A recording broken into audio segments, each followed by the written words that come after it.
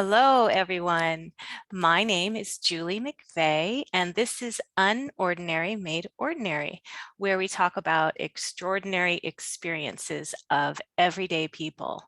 And today we have a returning guest, Laura Reave. Welcome. Thank you. I'm so glad you are back. I am looking forward to this conversation. If you would please just tell us a little bit about yourself and a little background. Okay.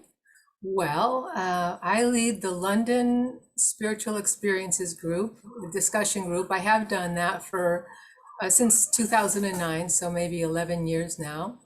And we have about 2,400 people in that group. And then I also help out with the Central Connecticut Spiritual Experiences group. So we have Zoom discussions now, but in the past we used to just get together at a library or a cafe and have a conversation about spiritual topics. So that's the main thing I've been doing in my spiritual life. I'm a member of Eckankar as my spiritual path, and that's my background and the perspective that I come from. Wonderful. Yes, I know you have many, many years experience.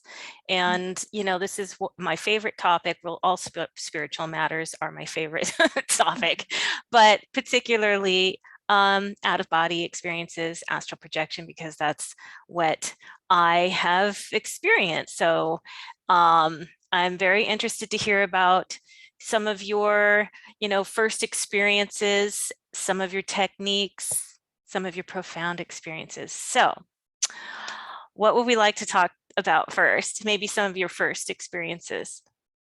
Well, my first experiences were like many that I've seen described in some of the discussion groups on Facebook, in that I had started the experience and then I got scared and I backed out.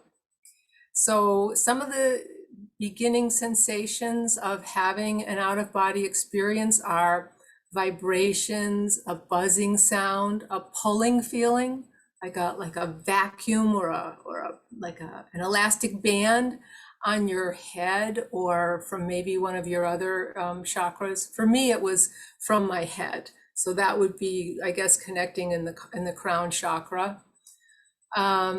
Lifting out, feeling of lifting out of your body. So Levitating. Yes, yeah. So one time I was doing a spiritual exercise in Eckankar. I was singing Q and I was attempting to, which is an ancient name for God, and I was attempting to soul travel, to lift out of my body. I really wanted to do that. And as I did, I felt myself levitating, like a different self, like coming out of my shoulders and lifting up. And it's happening, it's happening. And what happens at that point is people either get very excited or very afraid, and then the experience stops. Well, for me, an image flashed in my mind. I was brought up in the Christian tradition, and the image was when Jesus was walking on the water. And there was a boat that had the apostles in it. And I don't remember the exact words, but they said something like, Jesus, you're walking on the water. What's going on? You're gonna sink. And Jesus says, oh no, why don't you come to me? And one of the apostles actually got out of the boat and started to walk on the water too. But then he started to have doubt and fear. And as he did, he started to sink below the water. And that image flashed to me because to me, I was doing this amazing thing, like walking on water. To me, that going out of your body was like walking on water, it's like a miracle. Then I had the fear moment, just like that apostle did. And boom, I sunk. I came back to my body.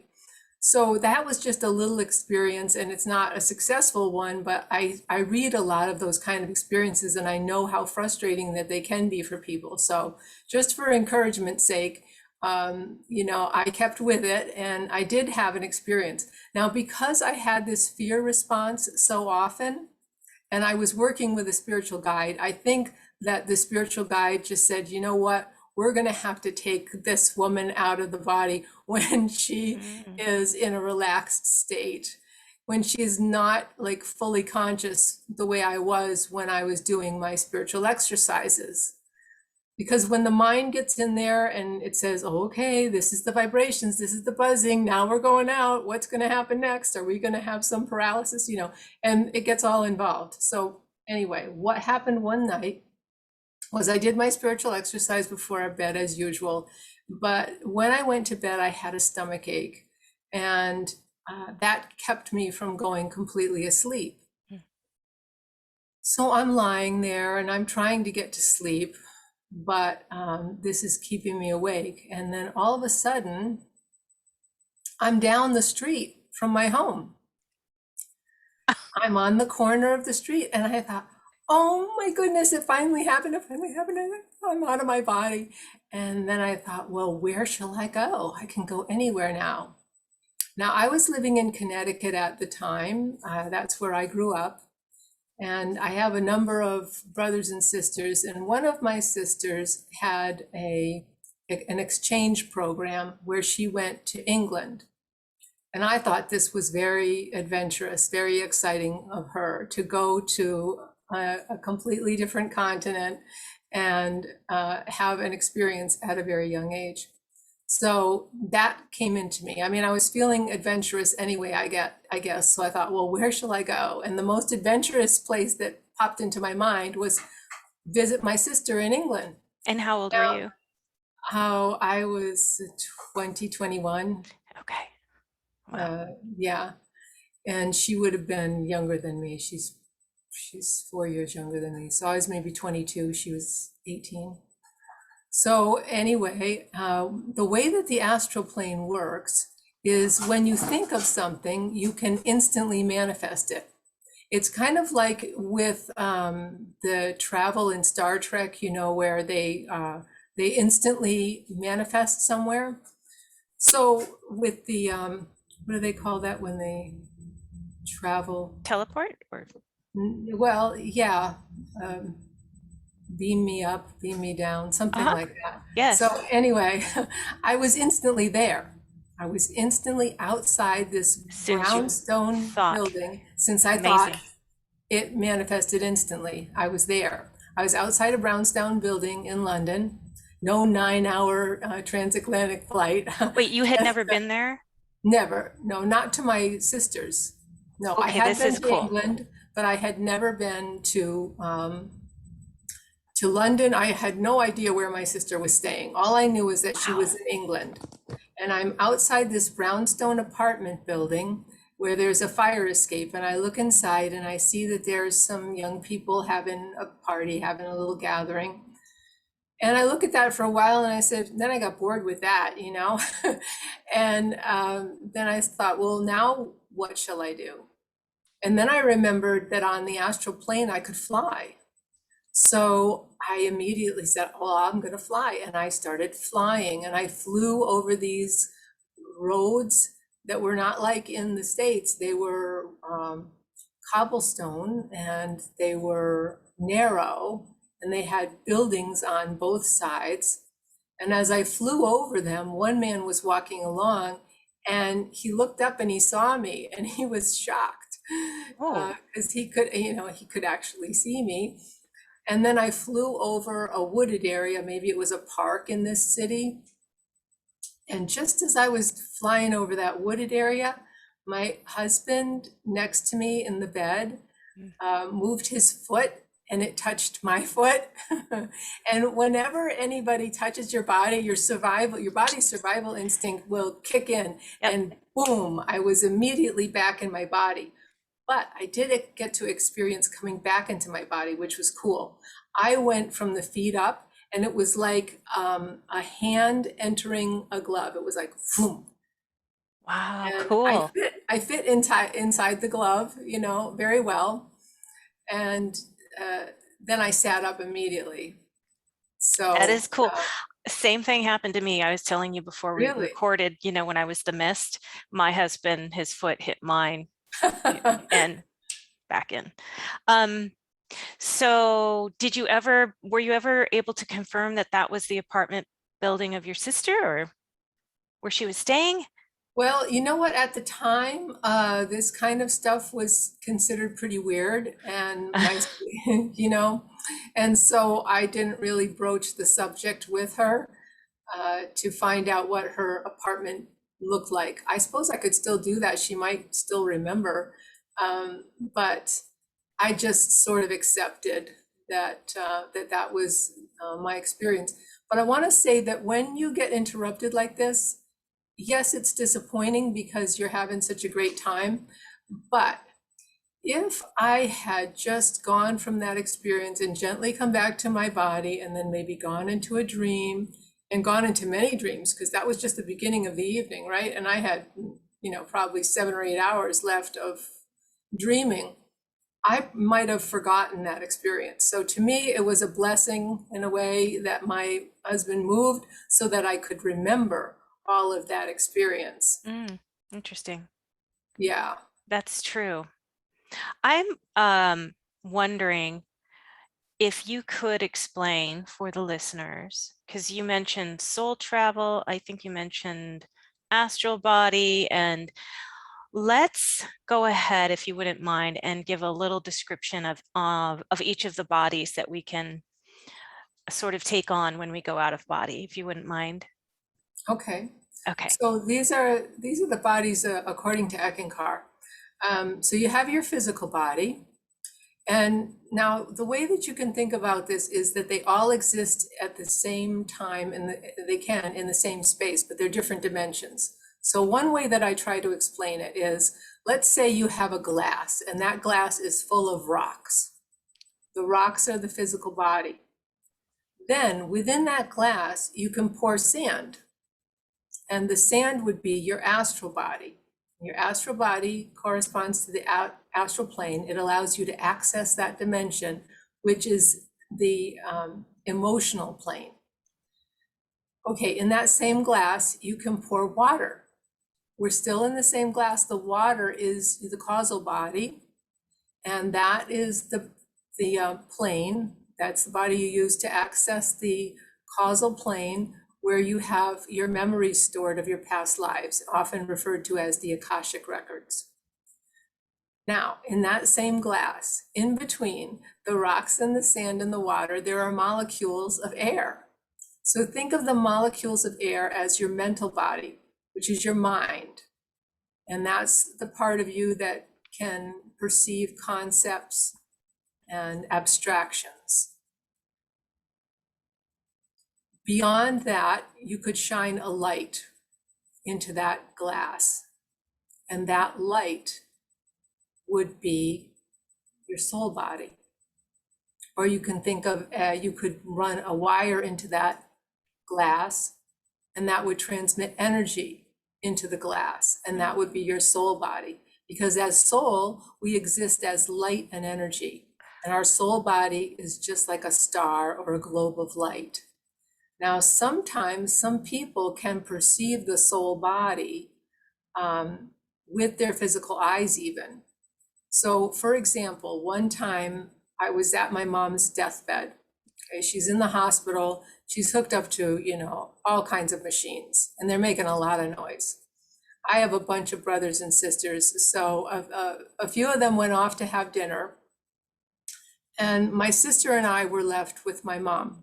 My sister is psychically gifted. She's a spiritual kind of person. So what she did on the opposite side of the bed was she was trying to do some healing. As far as I could tell, she's trying to do some energy healing on my mom. Mm-hmm. Now in Eckankar, we don't try and heal people. We don't direct spirit kind of the way that Harry Potter would, we just allow ourselves to be channels for spirit and whatever spirit wants to do in this situation. Because I don't know if it's right to heal my mom, right? She's in her 80s. She has Alzheimer's. She has some quality of life issues. She's in assisted living. Who am I, from my point of view, to try to heal my mom? However, I would like things to be smoothed over for her in whatever way spirit decides. So I'm sitting there and I'm singing Hugh, which is this ancient name for God. And then afterwards, we go out in the hallway. I'm talking with my sister, and she said, well, what were you doing when we were sitting there with mom? And I said, I was just singing Hugh. And she said, well, while you were were doing that, I saw this blue globe of light over your shoulder. So, she could actually perceive this form that we would understand to be a form of the spiritual guide. So the spiritual guide can take the form of human beings, but it can also, the purest form is just as light. So if you're doing, say, a meditation and you see a star or you see a light, or many times in people's near-death experiences, what they encounter is not a person. Many times it doesn't look like a person. Sometimes it does, because, the people on the other side are kind to us and they come to us in the form that we recognize. But other times it's just light. God is just light, and that's what people perceive, but yet it's a loving light. It's a peaceful light. It gives them a love beyond whatever they've experienced in this world. That's amazing. Yeah, I thank you so much for explaining that. For me, it works with my thinking, so it's helpful to me. So please, I mean, I'm just enthralled. I want to hear about any other profound experiences. Like, I'm kind of curious if you have, well, you've probably been on all of these planes. So maybe share a couple of them, maybe when you went to check out the Akashic records. I had a question about that too, and now I can't remember what it was. Or the mental plane, or yeah, any of them, any or all. Any or all, okay. Well, what happens for me, I usually have soul travel experiences in the dream state. And many times, the way that people have a past life dream is that they are in the sky and they are looking down on a scene. And then they enter into that scene. Oh, So there's a different perspective. There's the perspective of where you are now, and then you're basically going into this movie that was your past life. And that's the kind of experience that I have had when I have a dream experience. mm-hmm.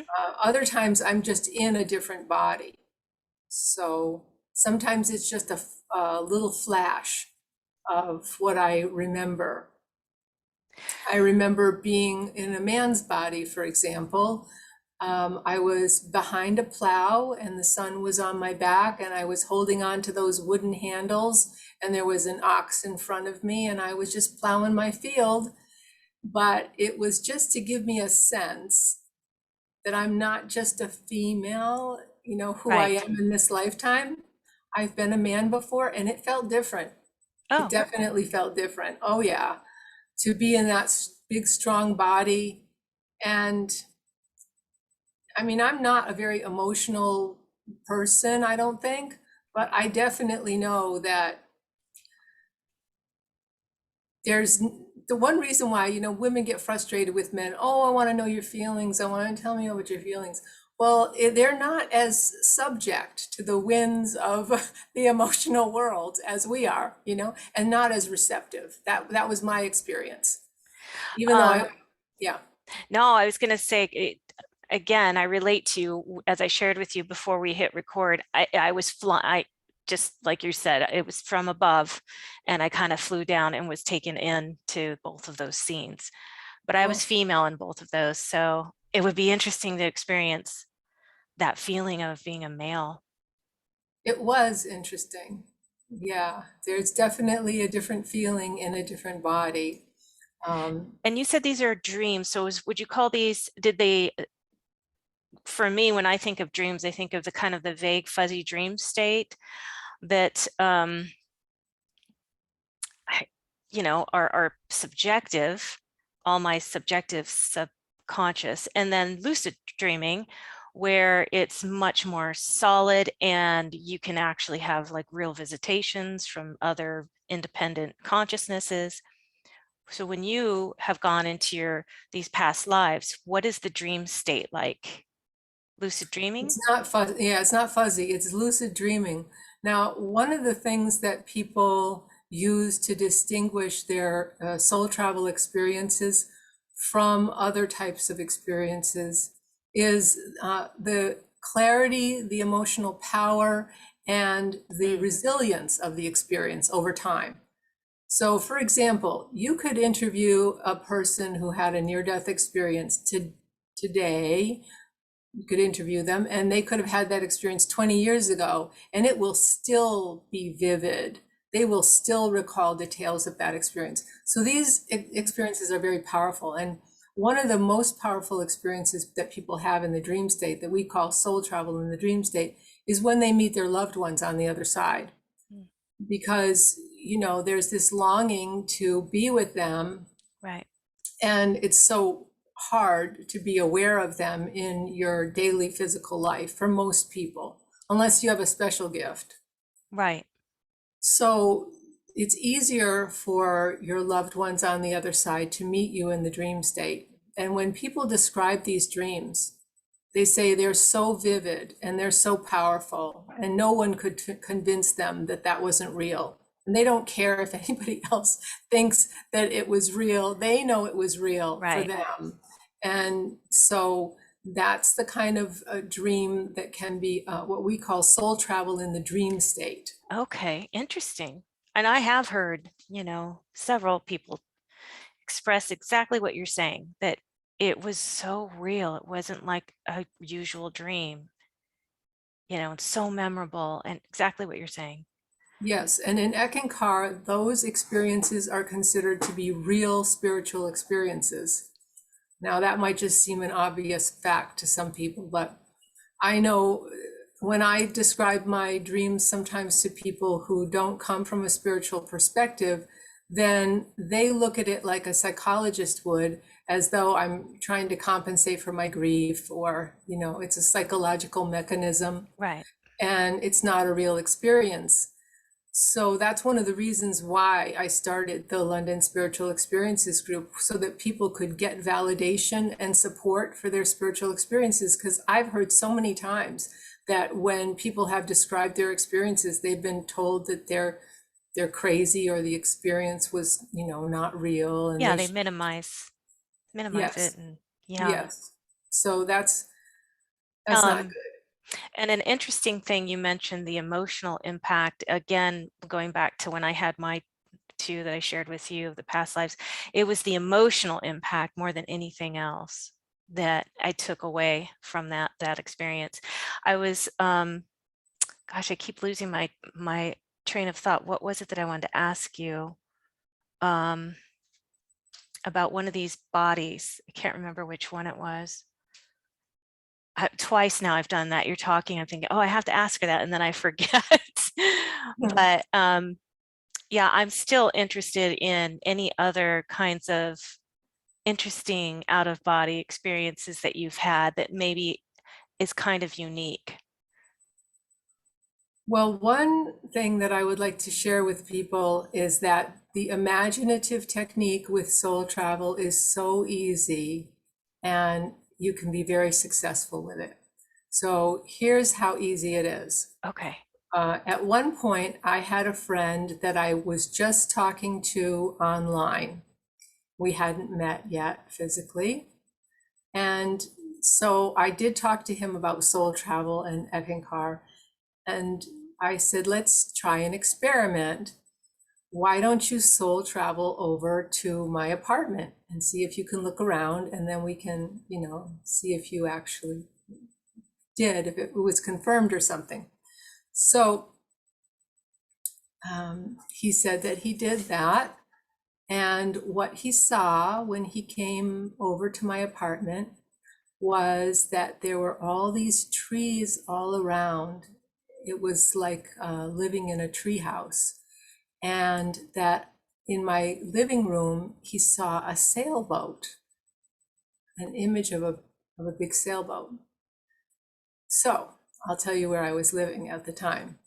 I was living in an apartment complex that was built in the 1960s, and it was really like a park. And the trees had had a long time to grow. They built a lot of trees all around the apartment buildings.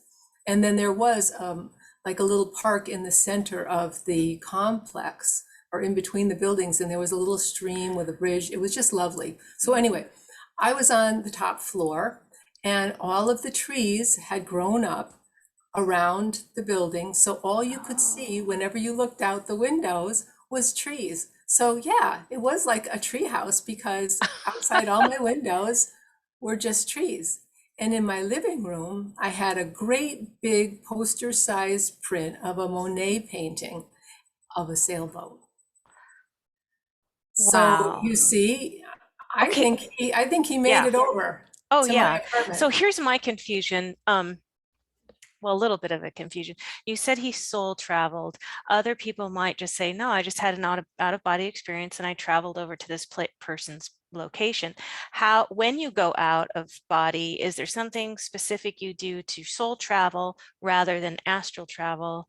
And once you are out, how do you know the difference? Well, I've pretty much always soul traveled, so astral projection is just more limited to the astral body. You know, it might have to have more mechanisms. I hear about how people describe how they roll out and then they Right. see the silver cord and all that kind of stuff. Soul travel is more instant. You know, you're just there. Uh-huh. It's just, you don't have to deal with any of the lower bodies. You are just instantly in a place. But Okay. I think as we're talking about it, it's really just terminology, whether you want to call it an out of body experience, you know, or a It's all soul out of travel. body, I guess. It's all out of body. It's all, you know, you're not the body, right? When Right. you exist outside of it and you can get proof for yourself that Right. you have been out, you know, your perception is not limited to your body. Your consciousness is not limited to your body. And Mhm. you prove that to yourself. And that's how you can prove it. You can go to a friend's house that you have never been to. Now that happened to Absolutely. me in the dream state. So my friend moved to a new state, a new home. Of course, you're curious about your friend's new house, right? You want to see what it's like. And he lives hundreds of miles away from me. So he lived in Minnesota, then he moved to New York. And I wanted to see his new house, but I would have to wait, you know, several months before I could make a trip from Canada. I only went to the United States a couple times a year. So anyway, one night I dream that I'm in this house and it has a very convoluted kind of structure. It's not the usual, you know, front entrance with the main hallway and, you know, the rooms on the side, or the front entrance and the stairway upstairs that is pretty standard in a lot of homes. No, this was a very different sort of, the way the rooms led into each other. There were no hallways, Hmm. and it was built into the side of a hill. And I thought, well, that's interesting. So anyway, I wrote this all down. And then when I went to go see my friend's house for the first time, sure enough, it is not your standard central hallway entrance kind of a place.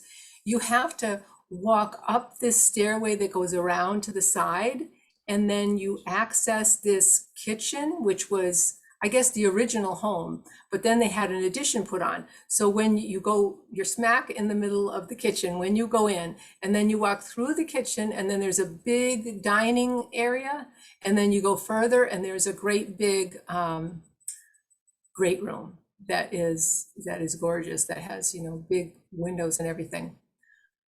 And it is built into the side of a hill. Oh my If you, goodness. yeah, when you drive up, you don't see the front of the house, you see the side of the house. Hmm. And yeah, Amazing. I mean, you've had some wonderful evidential kinds of experiences. Not everyone gets those.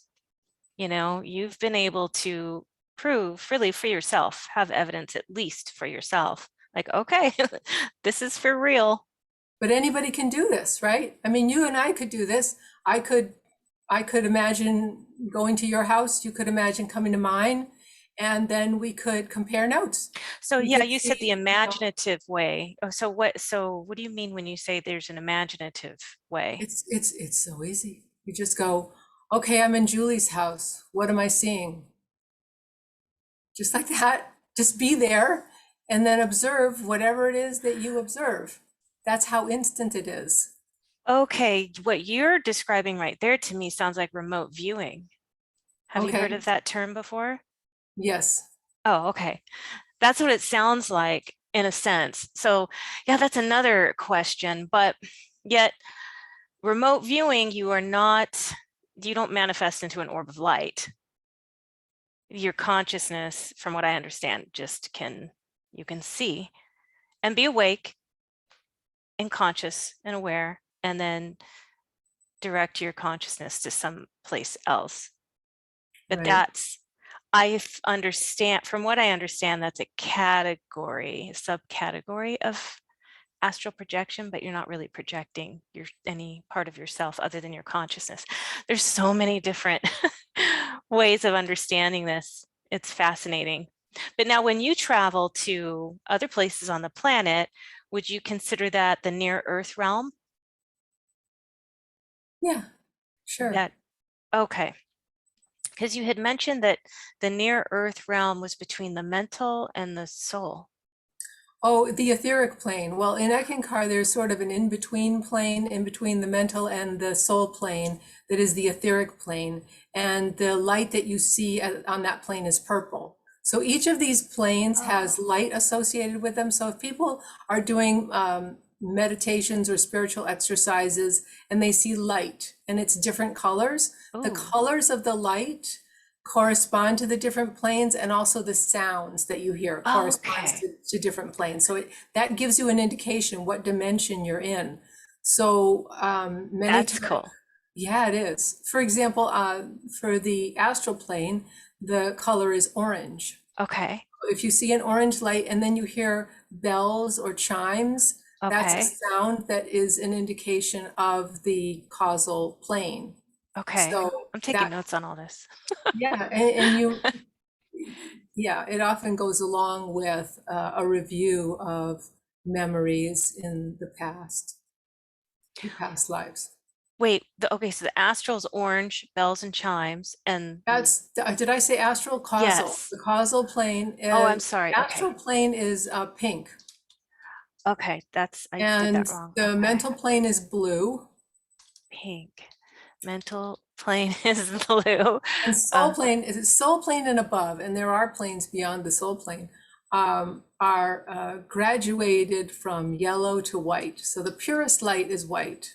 okay. And then, as light comes into our world, it comes in as pure white light, but then the different filters that we have make it Hmm. manifest as different colors. Okay, super interesting. What about the sounds for astral realm? Well, I have to say, Julie, I don't have all of these memorized, Oh, that's but okay. I don't have the whole chart. That's okay. Um, I'm but quizzing you. You're like, I didn't know I was going to be quizzed on this stuff. I remember that there's a sound of a roaring sea that is for the physical plane. I Oh, don't okay. remember I know for the higher planes, it's like a sound of a flute. And also some of the higher planes are the buzzing of bees. So that buzzing sound that people hear sometimes when they are projecting, Yes. it's an indication that they are in a different dimension. They are experiencing a different dimension. They're hearing sounds that aren't physical sounds. Okay, Okay. that just makes sense, right? You're hearing something, it's not a physical sound. You're seeing something, it's not a physical light.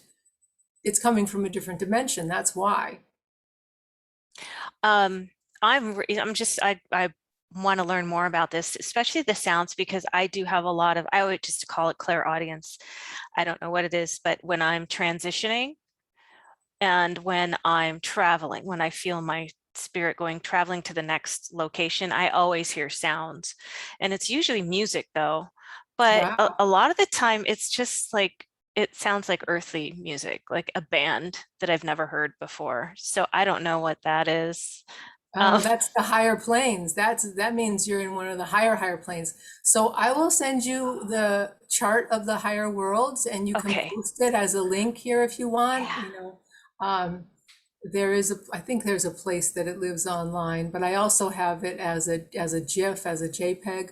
Okay. So Yeah, but that's great. The sound of an orchestra playing, the sound of music playing, Mhm. those are the higher worlds. Ooh. That's soul plane and above. See, I So think this knowledge will help me because this is like, I have to make sense of things as well. I mean, I am creative and I do tap into that, right brain stuff, but I'm also analytical. I have a little bit of a both. And so I like to kind of have some things organized so that when I do go out, I kind of know more of what's going. I just feel like I like that better rather than being totally surprised and just not know how to categorize it, if that makes sense.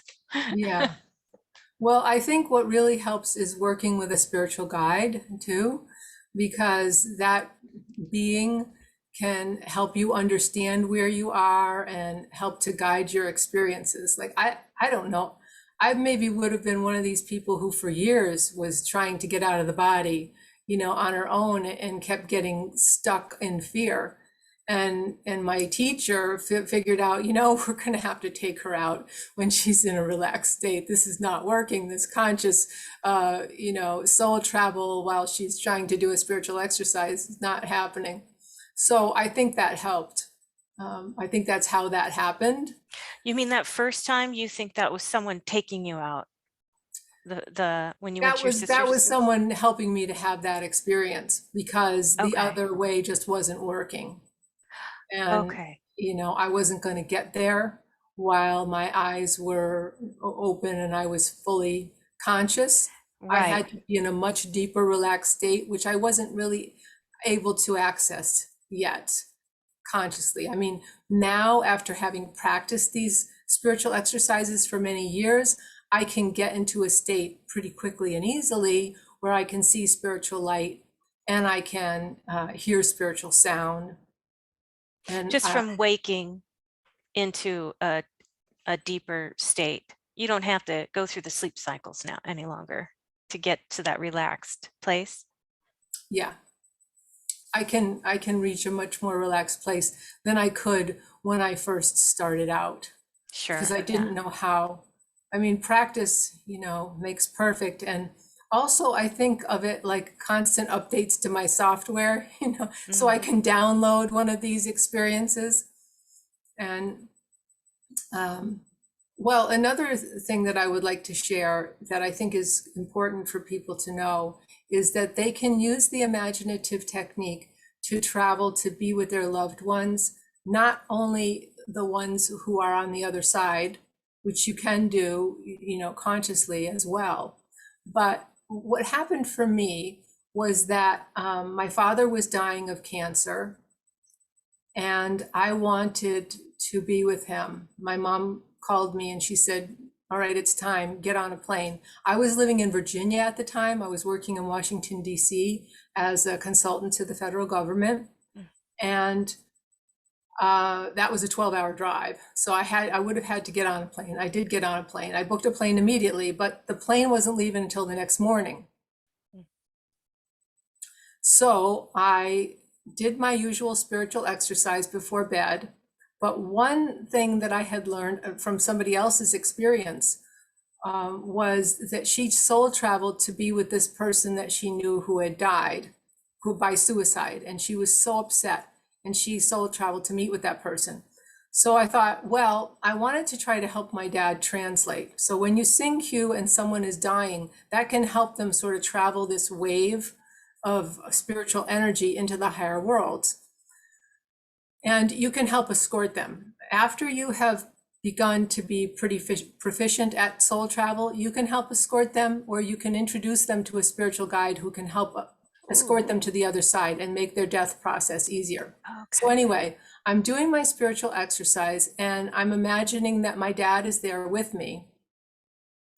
And and my spiritual guide is there too. So I introduce him to my spiritual guide and he says, "Oh, I think I know him. Weren't there pictures of him in the temple where you were married?" And I thought, well, yeah, there must have been, some pictures there. And I said, "Well, Dad, I know that you're Catholic, so I want to respect that. But if you would like to have some assistance going to the higher worlds, then you can call upon this spiritual guide to help you." And I don't remember what he said, but we talked a little bit Wow. more. And then I ended my spiritual exercise and I went to bed because I needed to get up early the next morning to catch my flight. So I had a dream that night. And in my dream, my dad was with me. I was sitting in a chair and he got on his knees in front of me and he spread his arms out like, well, I can't see, like this, okay? Had his arms out. And he said, "Thank you so much for coming, but I couldn't wait." And there was this light that was coming out of him, this light and this love. And my dad was your standard American male from, born in, I don't know, the 20s or the 30s. And so he wasn't very emotional, shall we say. He didn't say, "I love you" a lot, wasn't very affectionate. But the love that was pouring out from him when he did that, when he communicated to me, was profound. And believe you me, he'd never knelt before me in my life. And so I wrote that dream down, like I write all my dreams down, especially my spiritual ones. And then I got on the plane. I drove to Richmond and I got on the plane to take me to Connecticut. And when I got to Connecticut, my sisters, a couple of my sisters were there to greet me at the airport. And my one sister looked at me and she looked at my other sister and she said, "She knows." And then we see how I get emotional. Then we all started crying because yes, I did know that my dad was already dead. Yeah. And that he had said goodbye to me in his own way, in a very beautiful way. Yeah. And in a way, and so I had wanted to help him to cross over, and I did. Yeah. Because apparently he died like soon after I had that dream experience, and then I just let go after I I had the spiritual exercise experience, and then I had the dream experience. Right. So, I mean, to me, I would call that the imaginative technique because I was imagining meeting with my dad. For me, it's like a diving board. You can use it as a springboard to get you into a real experience. So maybe it starts off with your imagination. Yes. And then where does it cross over? It's hard to say the line, like draw a line in the sand and say, okay, here's where your imagination ended and here's where the real experience started. Right. Interesting. So, but anyway, I think it's a comfort for people, especially like in the God, I wish I could have told so many people this during COVID, because so many people could not be with their loved ones, when they were passing. But yes, they could. They could. Right. Wow, that's beautiful. What a beautiful gift, that you had with your dad. That's yeah, thanks for sharing that. I think my spiritual guide helped too, because I was asking him to help me make the connection, right? So who knows how much spiritual power or ability I have on my own in this respect, but I did have some assistance, I think. Right. In this experience. Wow. So beautiful. Thank you. I've really enjoyed learning about so many more experiences that you've had, and our time is already up, believe it or not.